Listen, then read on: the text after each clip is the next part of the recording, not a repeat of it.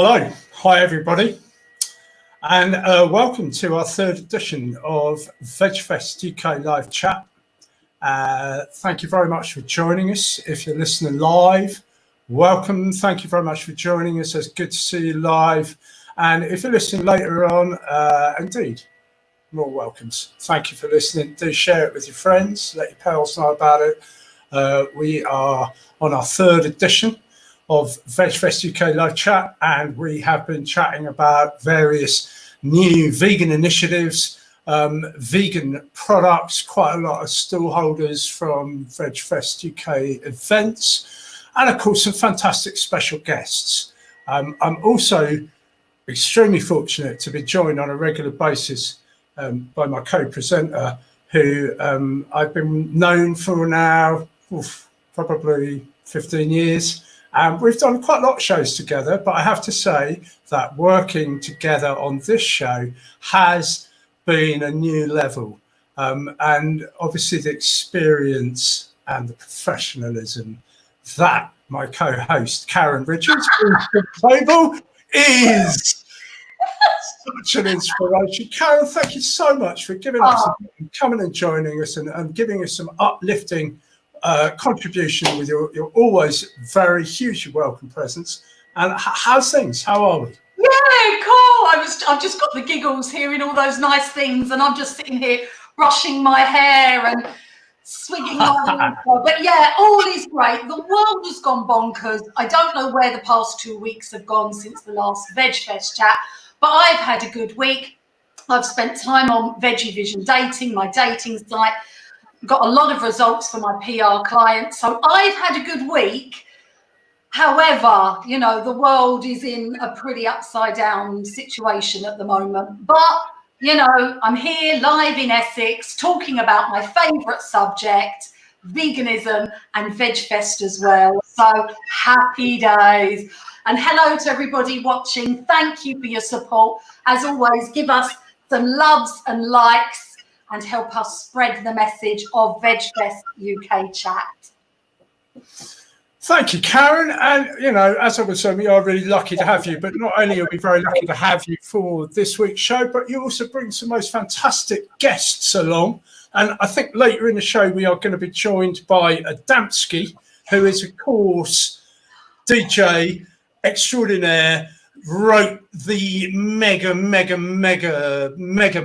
global hit Killer back in 1990, which is like, it's like 30 years ago, you know, Italian 90, that whole rave thing, that whole spirit of it, you know, the whole thing, and it was just going off. And indeed, testing times, but well, you know, to have Adamski along is fantastic. And another guest who is, of course, a very good friend of yours, TV presenter. And who's our second guest? Or first guest? Well, as I love Wendy Turner Webster. She's been an inspiration of mine for years, ever since I saw her walking into a well-known supermarket demanding that they stop selling certain meat products, passionate vegan, love her to pieces. We're very blessed that we're mates, and also that she's going to be hanging out with us so we can pick her brain. We can find out more about Wendy and what she's been up to on VegfestUK Chat. Yeah, so that's brilliant. We'll have our guest coming up in a minute. Indeed, Wendy will be joining us probably in around about sort of 10 minutes' time. We've already been saying hello to Wendy earlier.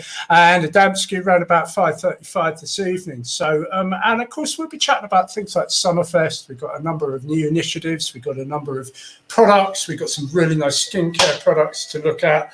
But of course, I don't think anybody would be missing the dominating headlines of the whole week and the unequivocal support for Black Lives Matter that all the vegan groups in the UK that I've seen, all of them have been supporting Black Lives Matter for the whole last 2 weeks. Even some of the groups like London Vegans have been really on it. Bristol Vegans, we've been seeing unequivocal support from all the main groups. Viva Vegan Society and Animal Aid, who've always been absolutely in tune, and a huge amount of people all across the world. Was so heartwarming to see. Definitely. I mean, of course, I've said this before, we shouldn't have such things. This is what it is. And of course, you know, our support and love goes out throughout the world. Yeah, and there's been so much going on. It's been hard to miss. I mean, you know, we come to what happened in Bristol later on in the show, briefly touch upon, of course, you know, the statues coming down.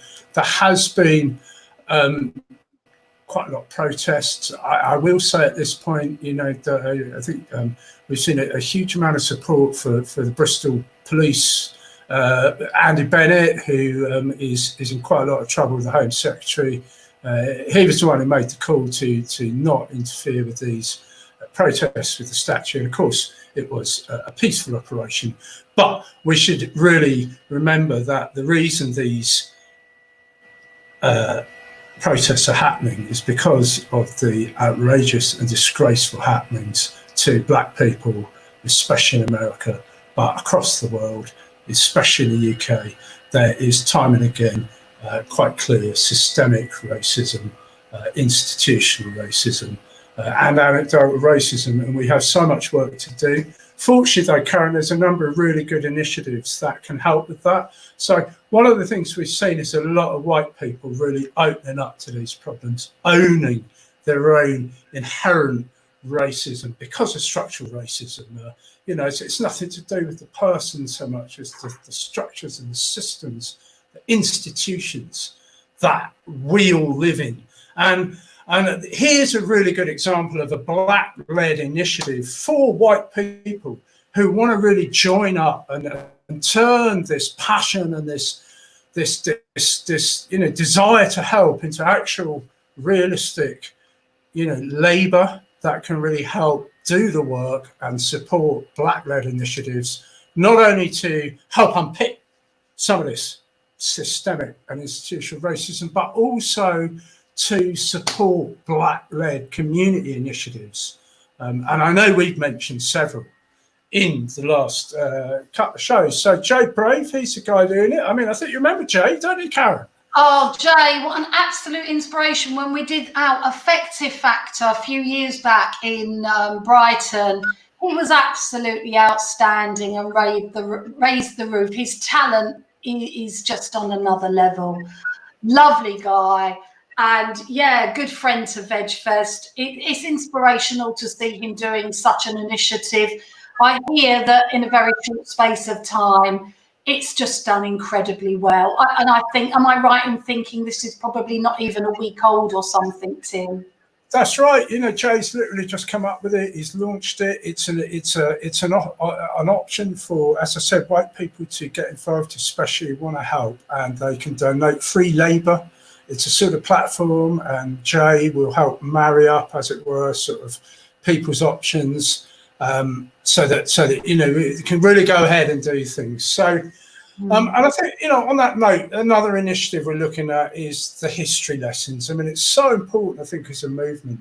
One of the things that comes out of this last few weeks, especially, is that the vegan movement was always a human rights movement that created a movement for animals.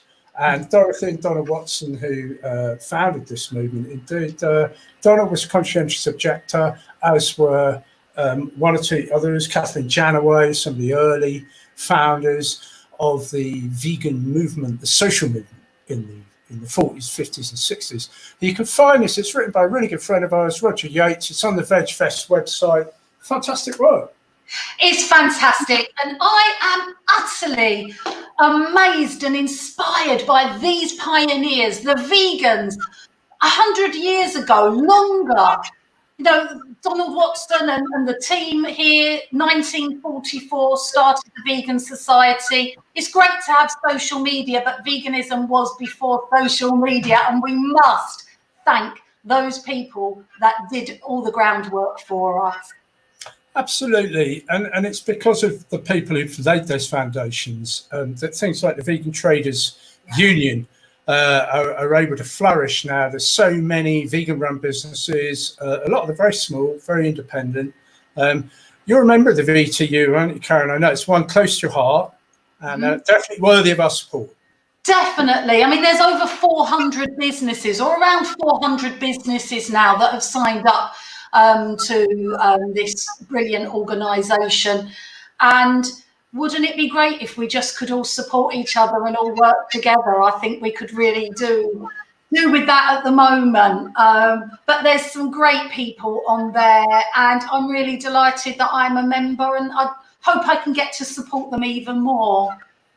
And here's a new one that's just an example of a very small fledgling vegan business. Of course, there's lots of them, but again, this is a kind of initiative that just sprung up. It's run by a good friend of ours, Represent Nation, Solidarity T-shirts in solidarity with a number of marginalised groups, and it's got some really good designs coming along. It's an ethical statement, basically, support social justice projects, and we're really lucky to see so many innovative initiatives coming out. And Karin, with this show, we get to see quite a few of them, don't we? It's really inspiring. We do.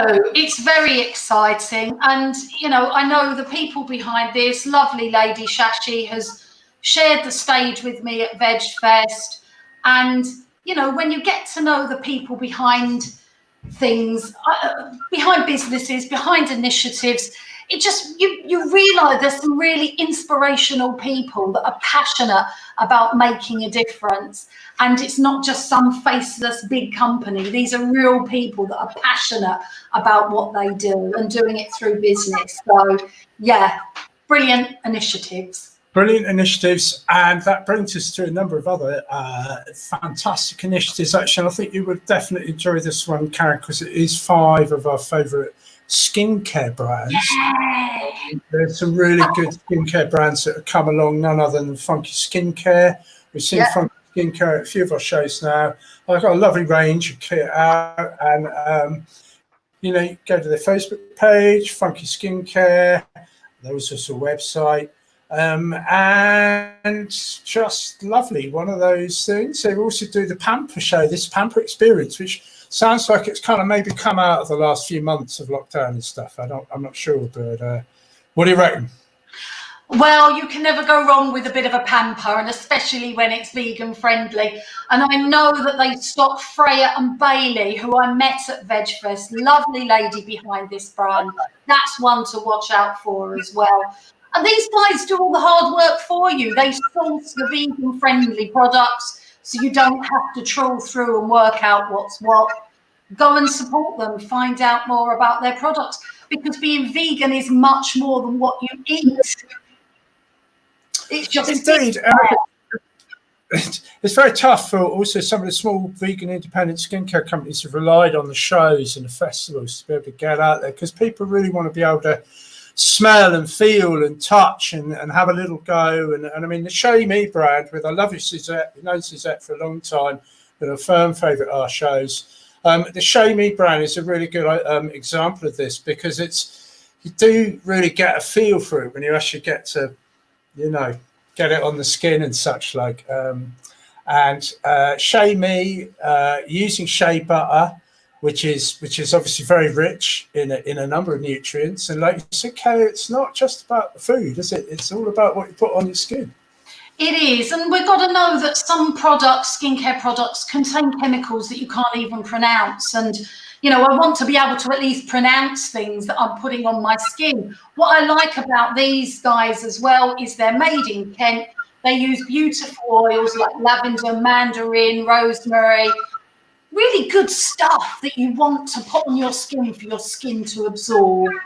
Yeah, and the same for Uvo Skincare, which again, Edith, we've known Edith for a number of years. Again, this is the passion that comes out, and this is why so many of the skincare companies are missing the show. So do come along and have a look. You can find all the details later on our Facebook page if you want, about how to get in touch. But we love Uvo, don't we? You've met Edith, haven't you, Karin? Yeah, I've met these guys. I love what they're doing. I have looked at their website. I think what I like about these guys and the others is they use really good ingredients, and they're at costs that you can afford. I mean, I've heard of skincare a pot of certain moisturiser costing £400 that actually contains animal products. Don't do that. You don't need to do that. The guys we just had, lovely sounding body oils in particular. So that's something I want to try. And as well, oh, I love this brand. Met them at VegFest as well. Carrots are so good for you. I really want to try this. Carrots on your skin. Fantastic. Yeah, and the Happy Carrot brand too is also now Leaping Bunny approved, which means it's a really kind of a strict test to make sure that there's no animal testing involved. It really traces back right the way through the ingredients and the production.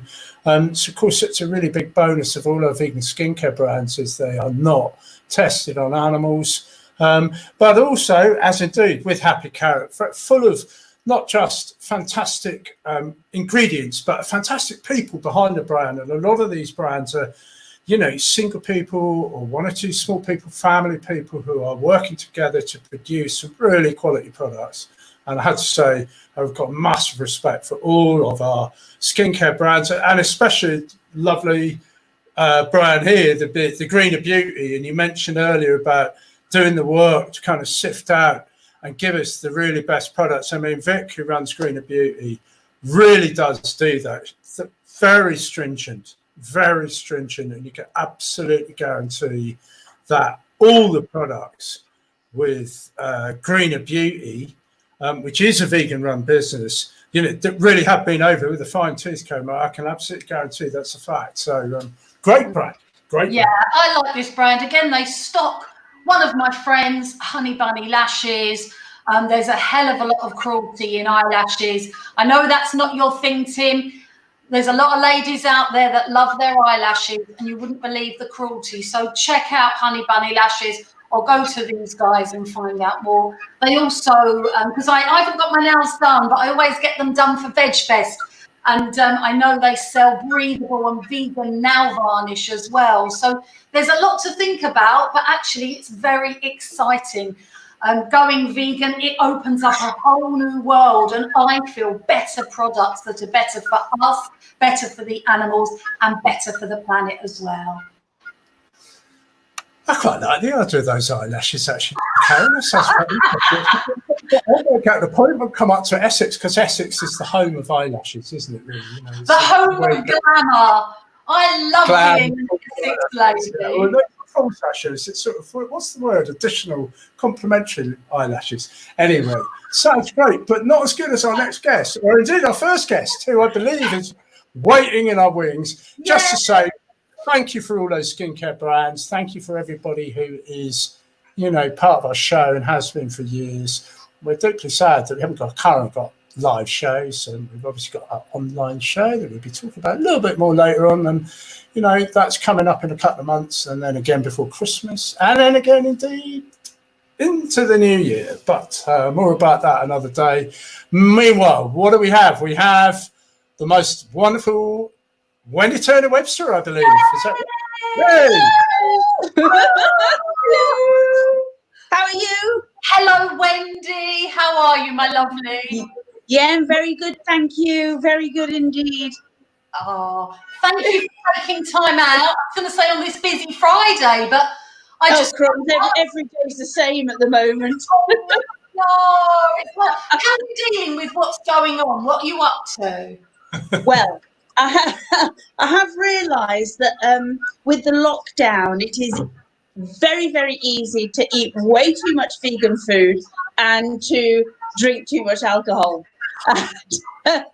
And I never knew that a trip to Tesco's could be quite so exciting, and you know, something that you want to really look forward to of a week, you know. But no, it's quite odd. I've actually only just been able to start even writing things in my diary again, and the whole last, well, it is nearly 3 months, isn't it? Have been completely white pages, you know, of nothing really, because, well, as you know, our you know, industry, film and television and what have you, and my husband Gary being an actor, it was one of the first ones to shut down and will be one of the last ones, particularly theatre, to open. So we've been just treading a lot of water, I think. But you know, I've painted the kitchen. Oh, and how are the boys handling it? Because they're teenagers now, aren't they? Yes, well, Jack, the eldest, is out of his teens now, so he'll be 21 in September. But Jack actually works for Lush, and he has been furloughed, you know, so since it all began. But I believe he's going back on Monday. Freddie, who is at the Academy for Contemporary Music in Guildford, finished kind of in March and won't go back now till September because they can do all their stuff online fairly easily. So yeah, so you know, I think like most people, they've just got a bit fed up of not being able to see their friends. But thank goodness for social media and the internet and modern technology. And it's like what you guys are doing now. It's just fantastic. I know. I mean, could you imagine years ago? I mean, I mean, I'm not in your league, Wendy. You're incredible. But, you know, I was presenting like 20 years ago, and I had to have a cameraman or two and an editor. And then, but now you can sit in front of your flipping computer and go all over the world. It's bonkers. I know, exactly. Exactly. In fact, a friend of mine spoke to me the other day and said that she'd realised over this period of time that she could actually conduct all her business via Zoom meetings. So she was never going to leave the house again, and consequently, she would like to rescue a puppy. Oh. I think people's lives are changing, aren't they? You know. So I mean, it's like what you're doing now. That would be just great. It's not just for lockdown, where you carry it on and be a regular thing. Yeah, only if you're going to come back as a regular guest. Yes, of course. Always here. Wendy, you do amazing work. You're an inspiration. I mean, how long have you been vegan? Well, it is 25, 6, 7, 8, 28 years. 28 years. You don't beat Tim, I don't think. Tim? Oh, I've got a few years. Probably a couple, not a lot. Long before it was trendy. You know, I was chatting to somebody who's been vegan 51 years actually. So I've got a few people I know who've been vegan since the 60s, and fantastic movement. Yeah, it's really interesting. So I think, well, you know, I went vegan in 1984. I just consider myself a Johnny come lately, really. You know, what is it, fourth wave or something? Still learning the ropes, you know, sort of type thing, you know.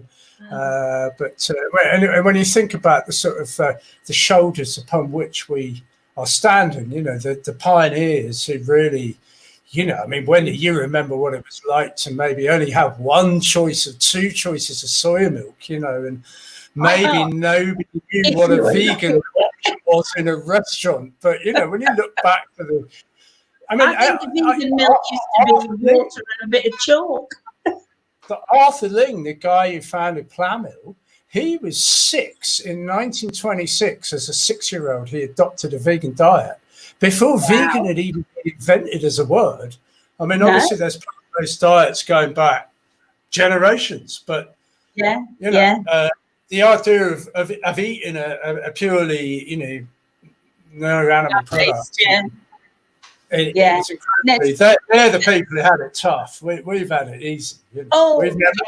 We've got it easy now. Yeah. What I really like about Wendy is, apart from she's lovely, she really incorporates her veganism into her work. And I know you've had a fantastic TV program out.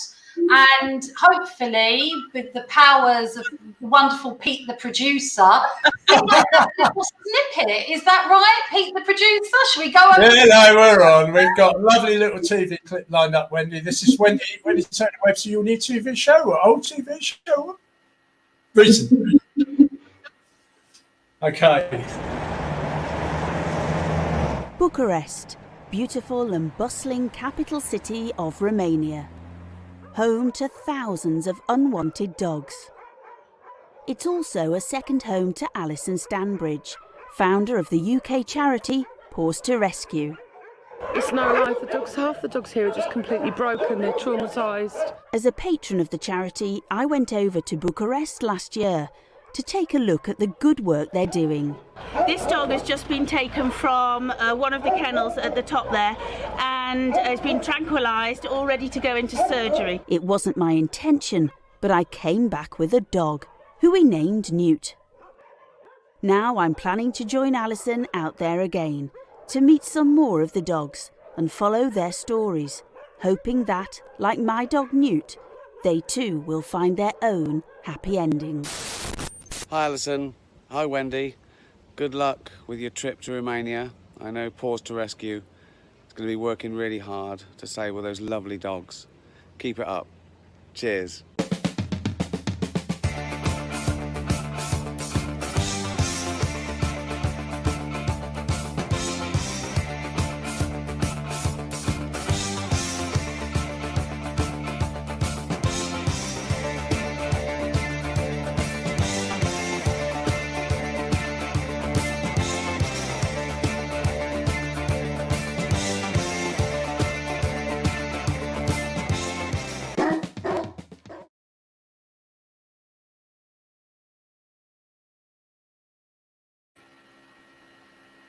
Oh, that's wonderful. How's Newt doing? Because I've met Newt when you come on my radio show with Gary. Yes, of course she is. She's here in the corner. I think she might actually be asleep. Just before the show started at 5, I took her out for a walk and got caught in the blooming rain and thunder and goodness knows what else. So she's a bit tired. She's like a brown rat. I think she's gone, Newt, here.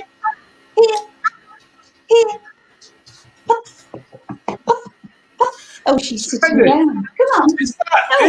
Is this your new TV show? Is this something you've just put together here? Or I'm going to come over here. Oh, never mind. Sorry, yes. It answers your question. It went out on Together TV last October, and it had back-to-back episodes, a marathon run on Christmas Day, which is lovely. And all the episodes are online now, so people can catch up via My5 and Together TV, their online platform as well as their TV platform. So no, I just would love to do a second series, so I have to see if I can get that off the ground. Well, it looks fantastic. Go out to Romania too. I love Romania. It's a fantastic culture. I remember as a kid being fascinated by the football teams there. I had a sort of passion for Romanian football teams. So I've always got these really fond memories and wonderful people. I mean, there must be some fantastic people that you meet there who are doing most extraordinary good work for animals and such like. Huh? Yes, no, absolutely. I mean, I'm patron of the charity Paws to Rescue, and I mean, I obviously am more connected with them and what they do, and by default, more the awful side of it, you know, and the cruelty and the abandonment and the stray dog problem, the neutering and spaying problem. And but I have to say, it is not just Romania, you know, those Eastern Bloc countries. And I mean, I went to Bulgaria with Wet Nose, Animal Aid, and again, exactly the same kind of situation. Well, in the UK too, you know, isn't it? I mean, it's every country in the world which has been awful abuse of animals. Certainly on our own doorstep, you've only got to look literally down the road from here and you've seen the same sort of thing, you know, just not only it's the cruelty, but it's just the use, full stop. The fact that people are using animals, any country, any culture, that's what we're really standing against and trying to highlight, trying to change that. But who's this who we got here? No, this is new. Here you go. Oh, this is new. And she, I found her in, when I was out there with Paws to Rescue, and I found her in a compound, which had got about 100 dogs in, and it was just disgusting, and there were dogs who had already died, just left on the floor, and she was only 3 months old. So I think you just saw her in that trailer. She was that little puppy on the vet's table, and just couldn't leave her behind. And so she's been with us now for a while. She'll actually be 3 in July. And there's my cookbook. She's a lucky dog, lucky thing. And yeah, I love this, Wendy. I mean, talk about pioneering. You can still get this book on Amazon, though, I think, can't you? Well, if you can, it will only be kind of second-hand copies and people selling them. Do you see what I mean? It definitely isn't in print. I mean, I did that. I did that 25 years ago. Oh, look at your lovely face. You've hardly changed. When do you feel that good vegan food? Yes, but to be honest, it was brought out when veganism was so not trendy that I think I might revive it. But there's Mum and Dad. Now, Mum and Dad, I think you convinced them to go veggie, didn't you? And they're looking good on it. Yes, no, absolutely. I mean, I went veggie when I was 12, and then Mum pretty swiftly followed me. And then she's got quite militant and wouldn't even have meat in the house and everything. So Dad was kind of forced to be vegetarian. But since that time, now that's 40 years ago now. Wow. And since that time, Dad is, completely doing it for moral reasons. And they said how much better they felt in a very short space of time by going veggie. That's lovely. With your they do look good in that picture. Oh, so do you. Now we haven't even had a chance to talk about Crafty Beggars yet, because this is another one of your loves. With making. I know. Making things on a zero budget, and the picture you've got there. I'm doing a series of, creative clips for Together TV, which I believe are going to launch next week. So check out social media and I'll put it on. But the jar that you can see is, you've got the ticker tape underneath. It is literally using an old utility bill, one that I probably haven't paid, and a used tea bag to stain it, make it look oldie worldy and shabby chic, and a bit of garden string and a broken brooch. And I wanted to do things that with items that people may already have at home. So, so I'm hoping to do a series of those. Yeah. And do you think that's going to come back out on TV? Is that a plan? Oh, the actual show, Crafty Beggars. Well, I got to be honest with you. It's like Brits Rescue Romanian Dogs and Crafty Beggars were both really completely blown out of the water and just taking them any further at the minute with the coronavirus. And of course, all the lockdown, because the talks that I was in, which were going very nicely to progress these things, suddenly everything's kind of closed down overnight. So I would definitely, be looking to resurrect those and get them on air. I would imagine now, in all reality, it would be something for next year. But I'm definitely doing the online stuff for Together TV as, Crafty Beggars. That's brilliant. Wendy, that's fantastic. We have already been chatting for at least, way longer than we expected, which is always good. I know. We could just keep going. I do want to, just before we go though, I do want to just say a little word about, for your hubby. Big Minder fan here. So of course, hubby currently out of work, which, I do feel for all the actors, performers, especially, I've kind of some of them slipped through the net now, and we really want to see that come back. I do feel I'm a big fan, and I know he's stepped into some very big shoes. Do pass on my respect for I will. Well, I'm sure he'd love to come on one of the shows. Oh, it'd be wonderful. Of course, people listening may not know, especially globally, that your hubby did fill in to the big shoes of Dennis Waterman and take on the Minder role in the classic Minder TV series, which I was a huge fan in 1970s and 80s of. George Brilliant. Bless him. But no, fair shout. And Wendy, thanks for coming on. It's just Thank you. It's always a pleasure.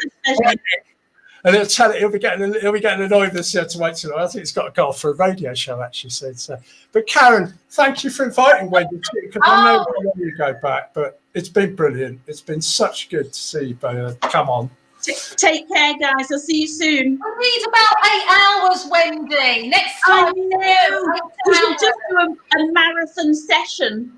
But we've got one coming up, Wendy, August 14th, 15th, 16th. Come and join us. We're doing about a 12-hour live stream, so you can come. Definitely, I'm there. Definitely. It's been brilliant. Thanks ever so much. Oh, bye, guys. Lovely to see you. Thank you. Bye. Bye. Bye. Oh, I didn't want her to stop. There's so much more to say. We just don't have enough time, do we, Tim? I know, but that's all right. We don't want to, take up too much of our valuable listeners' time too. I mean, well done if you're sticking with and watching. We've got fantastic. That's just great. So okay. We've got our guests waiting. I know that. I'm just not quite sure actually where we're going next with this. So you have to excuse us because. I don't know. What are we doing next? Producer? I haven't got a clue. What's it say? Here we go. We got some VegFest, Summerfest exhibitors. And just to mention, Summerfest is coming up in August. It's an online event. We've already got a number of exhibitors. You can find out about it on the website. But our first exhibit that we got booked in is called Humane Wildlife Solutions. Fantastic outfit. They are basically human alternatives to pest control. Yeah, I think they do a really good job. And what I liked, they're stating that they use no poison, no harmful chemicals. What I liked in particular is there's a lot of advice on their Facebook page. So it's well worth, seeing if you need something like this, go over to their Facebook page and see what information is available because it may be able to help you. They are also back at work and they've got quite a lot of contracts opening up. Great if you want to, get your workplace sorted out too. Another really good stallholder we got booked in is the Vegan Business Tribe, and this is a new initiative that is helping small vegan businesses. Especially set up during the lockdown, actually. So it's literally within the last 3 months or so. David and Lisa from Promote Vegan. They've been at our shows before. They're going to be at the Summerfest. They're writing for Vegan Food and Living at the moment. They work with the Vegan Seed Society's trademark. Just right for our trade day, I think, Karin, Trade and Media Day. Absolutely. I've checked these guys out and I think I must join as well. It's really lovely. There's a free, you can subscribe for free at the moment. And I think when the lockdown is over, then there will be going back to the fee. I'm not sure what that was. It sounds very interesting. A great way to grow veganism is through business. And if somebody can help you, then fantastic. And, I was going to bring my jar. It's out there because this is the product I use in the sun. Pants. Talking of sun, there you go. Yeah. It's a very nice sunblock. Sunblock. I should also mention that not only is this sunblock in a glass jar, there's also a sale on for Yayo at the moment for the Summer Breeze range. So there you go. There's some conditioners. I'll just take up the screen there. Conditioners, shampoos and such like. If you go to the yayo.co.uk website and you'll see those special offers there, and of course they will be a major part of Summerfest, not only the weekend event but also that important trade and media day where we are inviting trade and media delegates from the natural products, retail trade, hospitality and catering and such like to attend to view some of the vegan businesses like Yayo that are exhibiting. Also for this other firm here, New Flow, which does a number of period products and products that are designed for that area. There's a great choice of opening up, but this brand in particular, fantastic. The organic, the biodegradable, the reusable. New Flow really do have a very high quality. And it's great to see, isn't it? It's just so many good choices opening up in this field. Yeah, definitely. And I like the sound of these guys when I've looked at their website, because they support some good charities. And one in particular is based in Western Kenya. And, you know, they struggle to have food. They struggle to buy food to eat. So what this organisation is doing is funding the women out there to make their own pads. So not only can they have this these products that we take for granted, it can help them get on their feet. So I think that's absolutely inspirational. And yeah, love this. Who doesn't want some ginger ale? Ginger ale lip balms, yeah. I mean, the lip balms here, Crazy Rumours, fantastic brand. Just been launched in time for the summer. Distributed by the Mahi Naturals team, who have a number of really good brands up their sleeve. Crazy Rumours is one of them. You can find more on the Mahi Naturals website. But we love it, you know, innovative, funky flavours, ginger ale. I mean, that's just right for the summertime. Crazy Naturals lip balms, yeah. I think they've got quite a few other flavours too. We see them at VegFest all the time. You can see them exhibiting at the Summerfest. They'll be there again at the trade day, but also on the weekend, where of course visitors can attend for free and they can shop amongst a number of pretty fantastic products. Actually, there's a really good lot of, you know, small independent vegan businesses that are going to be exhibiting at the Summerfest. So Karin, that is a little bit about our Summerfest, and now we are going to have a little bit of a drum roll and bring in Adamski. Here he is. Here he is. Hey! Can you hear me? We can hear you. Okay, yes, good. you're coming live and direct. I've got these new things started. Live and direct. Oh. Which obviously anybody who's an Adamski fan will remember from 1989. If they're quite old. No. Very well, sir. Thank you very much for joining us. Thank you. It's been a fantastically extraordinary time for music generally. Well, everybody generally, but music particularly. What have you been up to? Have you been doing anything, like, apart from radio shows? You've been doing any online gigs or anything? I've done a few. I've done a couple of bookings that I had that were cancelled. I honoured them. They like big one in Scotland a month or so ago that was couldn't go ahead, but they did it. I really had fun just playing in my living room to my wife and my dog, but it's not quite the same as playing. I mean, it's nice to see people sending nice little comments coming up on the stream thing, and I keep in my mind's eye, I keep seeing all these people are together, but they're not. Everyone's all on their own, which I still can't quite get my head around. Everyone is just on their own in their living room or kitchen or wherever. Yeah. But yeah, I mean, I've done a few of these things, but they're, you know, your last guest was talking about getting back to work, her industry.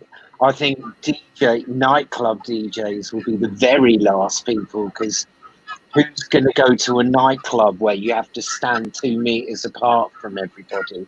I mean, it's impossible. So I think we'll be the very, very last business. And I like doing these online DJ sets, you know, have my decks set up on the ironing board and stuff, and I can play along with the cheese grater or whatever. But most of these things are for charity. I'm not making a living doing that. I'm just sort of passing the time and playing music because I enjoy playing music, but it's not work as such. So Yeah. I'm all right It's for a problem, now. isn't it, for musicians generally? I was reading the guy who organises, the Reading festivals and the Leeds festivals, the big rock festivals that are looking at whatever it is, 50, 60,000 attendees, no chance of a social distancing. I mean, the business model for not only the festival, but the acts, the performers, all the the stuff that goes with it, and then things like the bars, the caterers, the outlet. I mean, all those models rely on large numbers. What they're talking about is testing people on the way in, or vaccine passports, but that's a long way off. We haven't got the science to support either of those options, and how many people are going to want to kind of go for that option anyway? I mean, I can't lie. I have done some gigs that look like social distancing measures were in place. and they're not. It's more fun playing to a full crowd of people. I mean, I don't know what I'm going to do, but I mean, I'm not only a DJ, I make music as well. So I've not been bored. I've just been making tons of new music. That's amazing. Fantastic. Yeah. I've been listening to your radio show as well. And so you're doing that for 2 hours. And I thought, I wonder if Adamski's going to talk or if he's going to be just playing the music. And it was really good to hear you giving a bit of chat, and it made me laugh. And I thought the music you played was flipping awesome. I loved it. But what's this thing? What thing, sorry? I was just going to say, why don't you like feet? Why do I what? I don't know. I've got this weird, like the opposite of a foot fetish. I hate feet. If I'm, in the summer, I'm on the tube or something, and people are wearing flip-flops and sandals, I get really disturbed. It's like really, I see feet as kind of some sort of alien horror movie kind of thing. I don't know what it is. I don't know if it's an official phobia, but I've really got a terrible. I mean, I probably need some kind of. Did something happen in 1989 or something? Maybe something happened. Probably things that happened. I mean, one of the things that we discovered amazing about you is you started a band when you were 11, but not only that, you managed to convince your kid brother, aged 5, to play guitar. Is that true? Yeah. No, I'm playing guitar in that picture. He's the singer. He's on the left. Dominic, I'm the bigger one in the Sid Vicious t-shirt. That's 1979. That's 10 years before 9 years before Acid House, I guess. Before Acid House blew up in this country, anyway. It was going in Chicago from 85 or something like that, I think. But anyway, yeah, this is when I made a record, because I was just kind of precocious and punk rock. Well, that's in 1989. That's at the Hacienda, I believe. I did spot that Sid Vicious t-shirt you had as an 11-year-old too. That's pretty cool. This is in 89. This is around about the time I first saw you on stage at Glastonbury, 1990 on the main stage, when you played the opening slot on the Friday, I believe. And of course, that was the year of rave and Italian 90. You had Energy out. I'm not going to try and do it because it's a type thing. Yeah, it's not one that it's not one that the postman can whistle, is it? Energy. Not that easy. Unless he was an alien postman or something. Bang. It was banging. Meaning from out of space, I don't mean from another country. Sorry? I said you used to get up there and do it. That's what we loved about it. Is because, I used to. You mentioned the house routes from Chicago and Detroit, and of course Ibiza, and different cultures bringing these tunes through. And of course, it was all very much faceless. You never got, it was all white labels and such like. And then to have a face, a name to put the face and the name to, you were one of those originals. that was sort of good and bad. It was a bit unfortunate that then I was kind of expected to be a spokesman for the whole scene, and I didn't really have a lot to say. I was just having a good time, and it, you know, I didn't, yeah. So yeah, it was a bit weird that the onus came on me to sort of represent, and I'm not that talkative. I am now because I'm on my 3rd mug of coffee.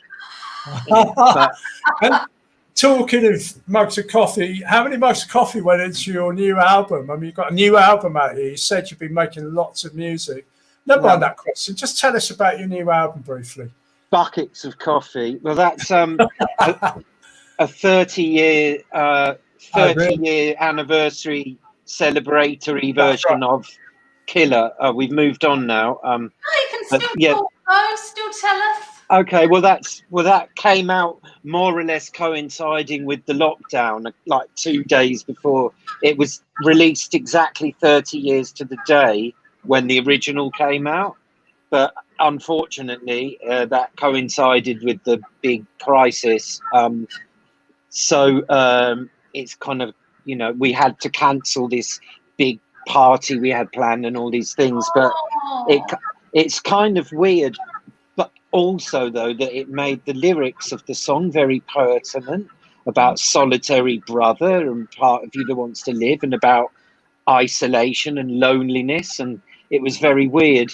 And now it's even more weird with this whole George Floyd thing, that another section of the lyrics has suddenly become really, really pertinent. And, you know, Seal and I weren't prophets. We were just like ravers. That's we just missed it. That was the last picture, was me performing as Sonny Erickson. It's my alter ego. I'm a teddy boy from the 4th dimension, and I do electronic rockabilly music. That was Shakespeare's Globe Theatre. I love that was the Alternative Miss World last October, the October before, it must be. That was an amazing day. It was such fun. And and this is me and my wife. There, she's the one next to me. She's half Japanese, with my really good Japanese friends Yoko and her wife Misha, in Tokyo in a vegan restaurant. Oh, lovely. Which was the first vegan meal that blew me away. It was just before I turned vegan, like 2 weeks before, when I was just sort of, I knew I was going to. And then my friend Yoko took us, we were in Tokyo, and she took us for this meal. And her father, she said, has been vegan for years in Japan, by the way. That's probably interesting, because you'd think culturally there it's probably a very hard thing to do. Well, you could say that about anywhere, really, I suppose, but just out of interest. She's not a vegan, but she just took us there because she thought I was already a vegan or something. But anyway, the chef, who was the old man, the husband, it's basically like a living room with 2 tables. The maximum amount of people they can have there is 2 tables full, but it was only us.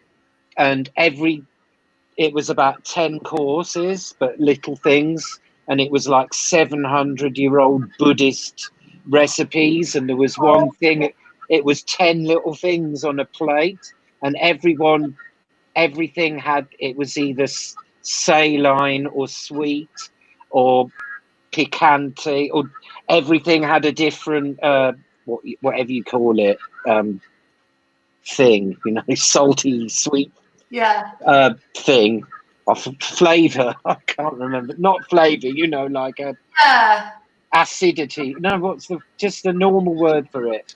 I don't know. Texture, yeah, something like that. But texture. But yeah, and he came out and he was explaining in detail the reason for everything. I'm on my balcony, and people, because my wife said I'm talking too loud, and people are looking up, like, what's that man up there with green eyebrows talking about? 700-year-old Buddhist recipes. But the first dish was just a piece of bamboo covered in miso paste, and it was one of the tastiest things I've ever eaten. It wasn't not hard bamboo like from a blind or something. It was like it was cooked, baked, or I don't. But he was explaining everything in Japanese, which I don't speak, and I was just like, I just wanted to eat the food. But it's like really impolite. They're really big on manners in Japan, and I just one of the dishes I was just like, because he was saying it in Japanese and then my wife was translating to me.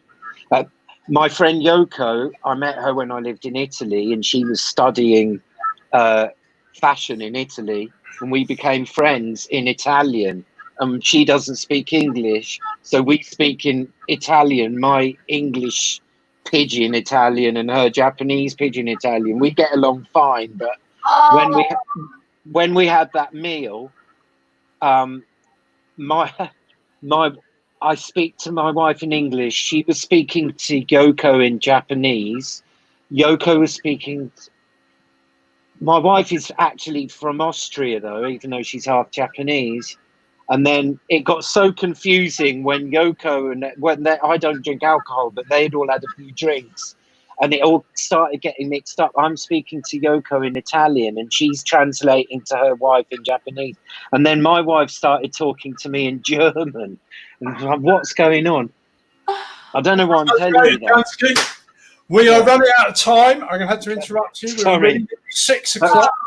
We've been chatting now for an hour on our show, so we are already just about going to wrap up. So look, I just wanted to say thank you for coming, because I know you went vegan pretty much after you played our gig 4 years ago, I think, and Karin helped you. Yes, she did.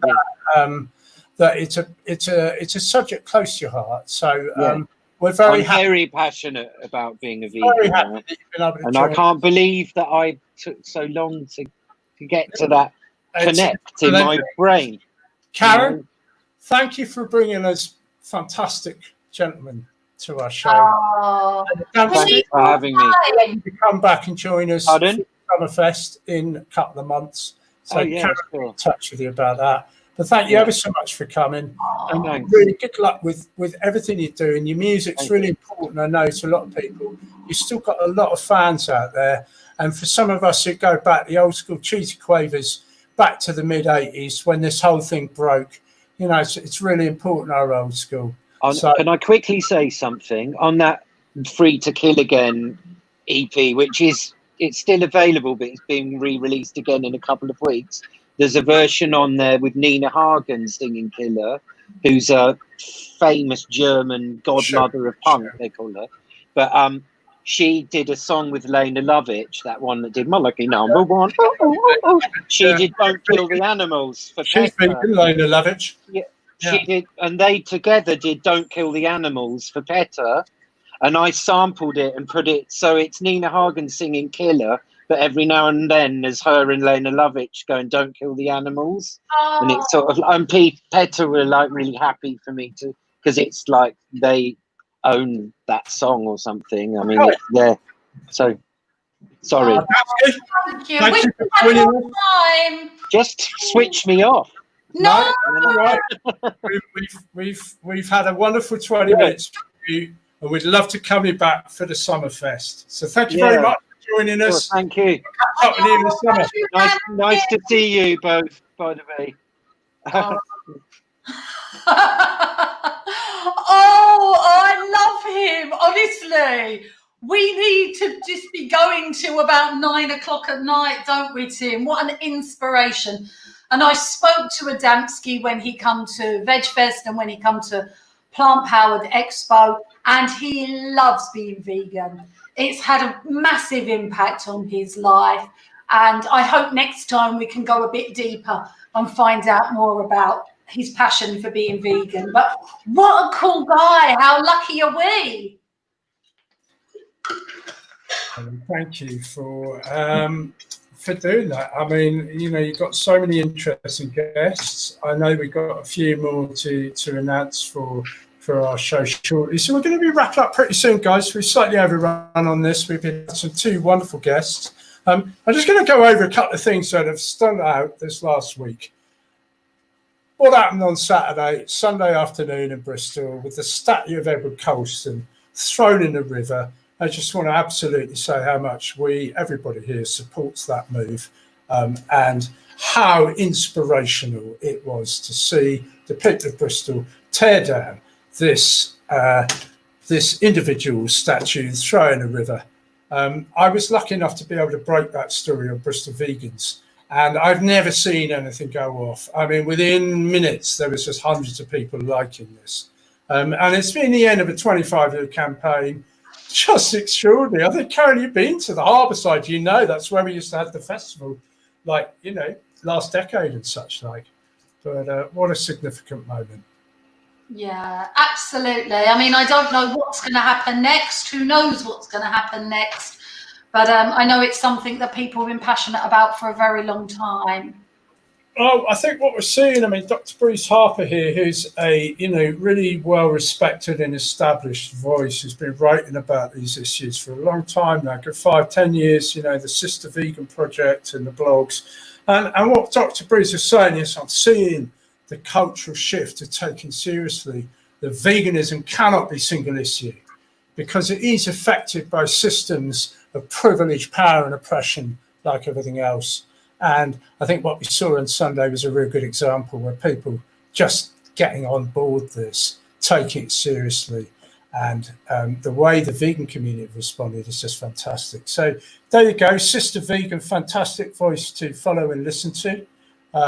Dr. Bruce Harper was a guest at VegFest back in 2016 via Skype then for our pro-intersectional summit. I had to say I learned a lot. And of course, I know this one's a favourite of yours, another very inspirational black voice that we can heartily suggest. Not only is this VGN News, which we'll come to, but of course, a favourite of yours, Karin, Benjamin Zephaniah. You go back, well, two decades, I think. Yeah, I mean, I don't know how I first come across Benjamin, but we've kept in contact over the years. I was organising vegan festivals, I don't know, 18 years ago, before social media, when you really had to put the work in to get the bums on seats. But, you know, we had a lot of people, and Benjamin came and supported, and it was such a privilege to have him there.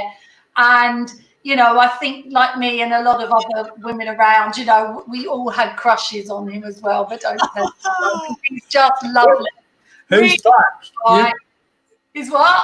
You can listen to him on a podcast on VGN News. He did a podcast as recently as last week or the week before. And of course, VGN News is a combination of Tom Lane and the wonderful Christopher Sebastian. And I believe that not only is Christopher Sebastian the go-to voice, in my opinion, he is writing the most exceptional, concise, helpful, supportive guidance, especially for white people to become better allies and indeed even accomplices. And I believe, da-da-da-da! Yes, very exciting. We're going to have Sebastian on our show, on our next show. So I'm really looking forward to that. He's been on my radio show. We went and saw him give a talk, didn't we? Was that 3-4 years ago up in London? And he just blew me away. I think he's an absolute, very, very special person. I feel very blessed to know Christopher Sebastian, love his work, and I learn from him and many others every single day. So really exciting to have him on the show. Yeah, we've got him on the show in 3 weeks' time. So it'll be 3 weeks today. I think July the 3rd it is. But of course, you know, the whole thing about what we've seen this week is such a serious issue that people are really getting to grips with. White people especially, black people, BAME, been silenced for a long time. Some white people have known about this. We understand it now. It's becoming understood that this is a systemic problem, okay? Now, it's not just about individuals. You know, most of us are not racist. We know that. There's a few little bits of racism still. We know that, anecdotal. Of course there are. Especially amongst the vegan community, most of us would say we're not anti-racist, not non-racist, but we're now talking about becoming anti-racist, and it's doing the work. It's getting educated, listening to Black voices, following Black-led initiatives, and like the one we mentioned earlier, run by Jay Brave, you know, there's initiatives springing up all over. And for white people especially, you know, now is the time to shift up a gear and use this, perhaps for some of us, newfound courage or inspiration or bravery or knowledge, self-discovery, or just a desire to be a better person for a better society, for a better future, for a better planet, for better people, better for animals. It's the whole thing, the whole web of oppression is so interlinked. And I think if you're only standing against one set of oppressive systems, you know, you're not really part of the solution. You've got to stand against all of them. And I think that's what we're learning as a collective, that if we stand together and we really listen and learn and be honest and we do the work, it's not fun, it's nothing to be proud of, but it needs doing. And the more white people get on board this, get over their fragility, get over their white tears, get off this pedestal, chuck this stuff into the river alongside Eric Holston, where it belongs, and let's move on to a better world. We do not have this undercurrent or overcurrent of racism in our systems, in our institutions, in this country, in the USA, or anywhere in the world. How can anyone follow that, Tim? I think we better just shut up and do some more work, Karin, because it's been a fantastic week for so many people. I think we're just going to wrap up quickly a bit about Summerfest, actually, because Summerfest is coming up in August. We've got an online event in August, and I'm just you know, getting really excited about it, actually. So I've been doing a load of work on it this week. We've got stallholders coming in. We've got the live streams coming together. We've got some of the entertainers. I'm talking with the comedians tomorrow. You're going to be doing stuff. I know you've got some of your guests coming. We've got the whole trade day opening up. And the whole thing is just like a really massively exciting new opening. I'm having to do a load of tutorials to learn how to do all this. Which is interesting, but it's so good to see something happening where we can kind of come together on a good community collective basis. Of course, it's online, but, you know, that brings its advantages. One of the advantages, Kate, you know what? There's a whole load of people out there who, for various reasons, be that disabilities, mobility problems, childcare, transport issues, perhaps, you know, discomfort or even fear of crowded spaces, or, you know, living in remote places, budget issues, all sorts of reasons that have basically means that people have not been able to join us. And by going online now, people are suddenly included in what is going to be almighty fun. And I know I haven't stopped talking for 2 minutes now, so I'll tell and the rest. We've moved VegFest online for London 2020. Obviously, Olympia is shut. That was the big breaking news we had 2 weeks ago. Karin, you are looking forward to this, though. It's going to be good for Christmas, isn't it? In November. It's going to be something to look forward to. Absolutely. And so much work goes on behind the scenes for VegFest. The team are fantastic. I'm very proud to be part of it. And yeah, you know, after 20 years of VegFest, we really don't want to lose VegFest at this current time. It would just be impossible to have such a massive event. We get 15,000 people or more. So we're going online. It's opened up, you know, many more people, you know, all over the world. And, you know, get involved. Come and get involved. Help spread the message. Join in Summerfest and VegFest London as well. And be part of it. Help us make this the best event possible so we can spread a fantastic vegan message, because that for us is what it's all about. We are passionate about being vegan and spreading a positive message, and to do that effectively we need you, we need your support as well. So, and for this for VegfestUK Chat as well, please do the same. Please do give us a little bit of love and like and share and help us help.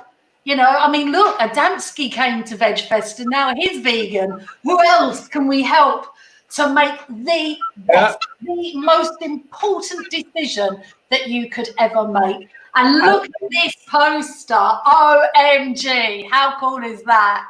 Just to say, of course, it is free to attend too. So the VegFest online events are free to attend. We have our new chat show coming up in 3 weeks' time. We have the most fantastic guest, Karin, who pulled them out the bag again. Not only do we have the wonderful, absolutely adorable, and just classically exquisite Christopher Sebastian, who just happens to be a good friend for so long, so valuable, somebody we just can't wait to have on our show. But we also have the one and only Jeremy Leveler, who is, of course, from the classic rock bands, the Levelers. They got an album out. They did their tour 30 years ago, and I had the honour and the privilege of announcing and putting on the Levelers at the Havens Oost Free Festival in Amsterdam in 1989, before anybody had virtually ever heard of them.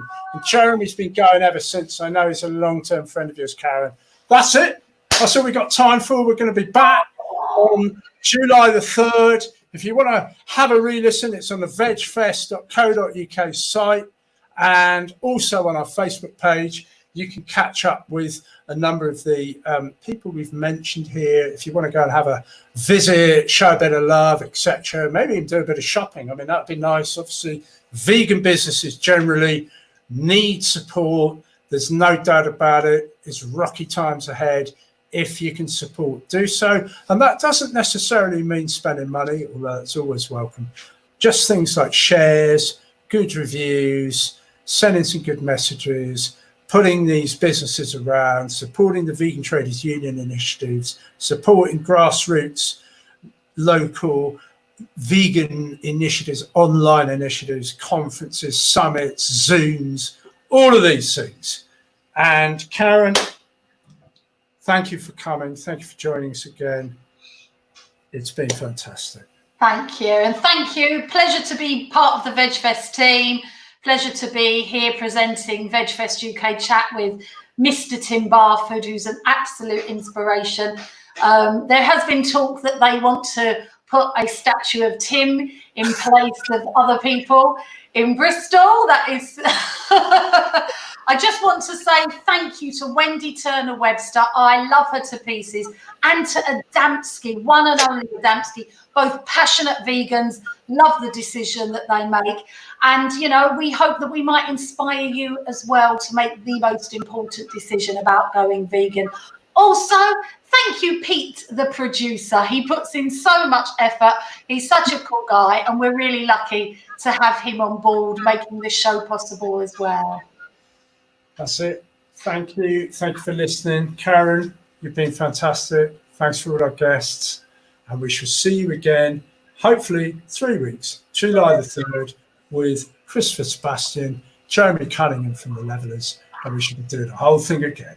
Yeah. And we shall leave you with our little outro video with a Tom Reagan, just to remind us of the heart of this, that vegan message that we want to end the use of animals. Animals have a right not to be used as property, and really the best way of going about that, to uphold those rights, is to stop using them on our dinner plates, in our body care, as any kind of clothing, using them in entertainment, using them for testing, or any other use. Let's see an end to the use of animals.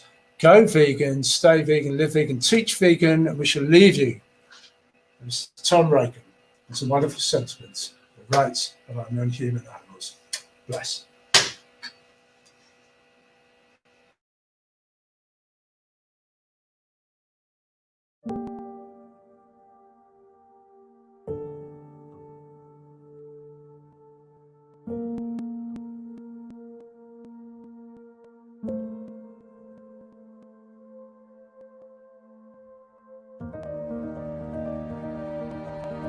my wife Nancy and I were active in the anti-war movement during the Vietnam period. And we were thinking that America should not be involved in that war because it involved violence that we didn't think could be justified. And during that period we thought about other aspects of our life that might involve violence. And we read Gandhi's work, and Gandhi's basically spoke from the page to us, so to speak, and said, if you think that violence against human beings is wrong if you can't justify it, how can you justify those dead body parts you mentioned in your freezer? And if you can justify that, please tell me, Professor Reagan, so to speak, and if not, think about it. And so we thought about it, and we couldn't find a good reason that would justify that kind of violence.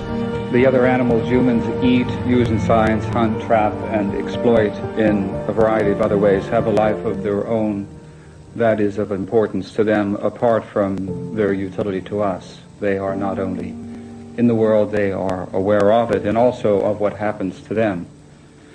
And what happens to them matters to them. Each has a life that fares experientially better or worse for the one whose life it is.